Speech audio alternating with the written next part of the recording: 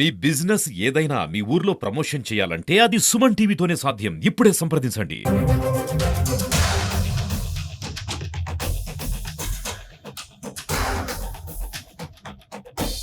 Welcome to Suman TV. నేను మీ శ్రీలత. డబ్బుల కోసం అభం శుభం తెలియని చిన్నారిని అమ్మేశారు.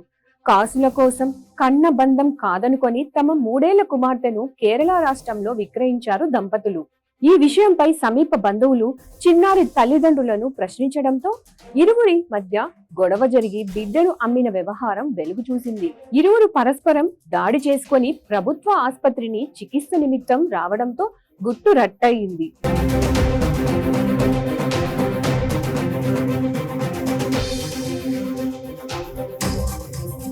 ఈ ఘటన శ్రీ సత్యసాయి జిల్లా కదిరిలో చోటు చేసుకుంది. కదిరి మండలం మర్వతాండాకు చెందిన రవీంద్ర నాయక్, శ్రీవాణి దంపతులు ఉపాధి కోసం కేరళ రాష్ట్రానికి వెళ్లారు.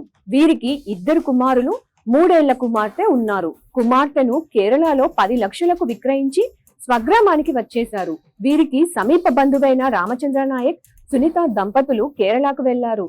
అక్కడి ఇంటి యజమానులు, మీరు సొంత బిడ్డనే అమ్ముకుంటున్నారు, మీకు ఇంటిని అద్దెకివ్వం, ఖాళీ చేసి వెళ్ళండి అని చెప్పడంతో వారిద్దరూ తిరిగి కదిరికి వచ్చారు. నీ కుమార్తె ఎక్కడా అంటూ రవీంద్ర నాయక్ ను రామచంద్ర నాయక్ ప్రశ్నించాడు.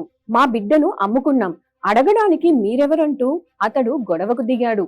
ఈ క్రమంలో ఇరు కుటుంబాల మధ్య తీవ్ర వాగ్వాదం చోటు చేసుకుని పరస్పరం దాడి చేసుకున్నారు.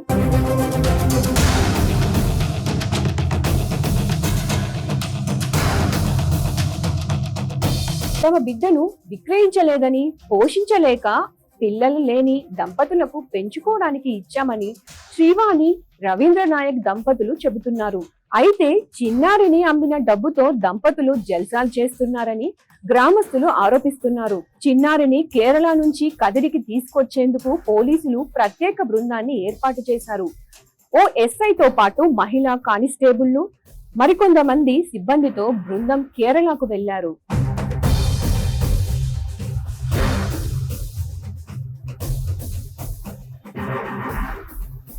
ఈ ఘటనలో 7గురిపై కేసు నమోదు చేసినట్లు కదిరి గ్రామీణ పోలీసులు తెలిపారు. రవీంద్ర నాయక్, శ్రీవాణి, రెడ్డెమ్మ, అంజనప్ప నాయక్ తమ ఇంట్లోకి దౌర్జన్యంగా చొరపడి దాడి చేసి గాయపరిచారని రామచంద్ర నాయక్ ఫిర్యాదు మేరకు 4గురిపై కేసు నమోదైంది. తమ కుటుంబాన్ని అవమానపరిచేలా వ్యవహరించారని, ప్రశ్నించిన తమపై దాడి చేసి గాయపరిచారన్న శ్రీవాణి ఫిర్యాదు మేరకు రామచంద్ర నాయక్, సునీత, ఆనంద్ నాయక్ పై కేసు నమోదు చేసినట్లు సిఐ నిరంజన్ రెడ్డి తెలిపారు. చిన్నారిని కదిరికి తీసుకువచ్చేందుకు పోలీసులు వివరాలు సేకరించారు. కూతురు విక్రయంపై పోలీసులు వేగంగా దర్యాప్తు చేస్తున్నారు. ఏం పేరు మీ పేరు?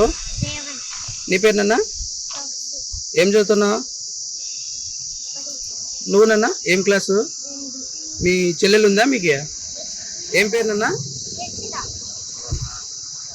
ఎక్కడుంది ఇప్పుడు? ఓకే.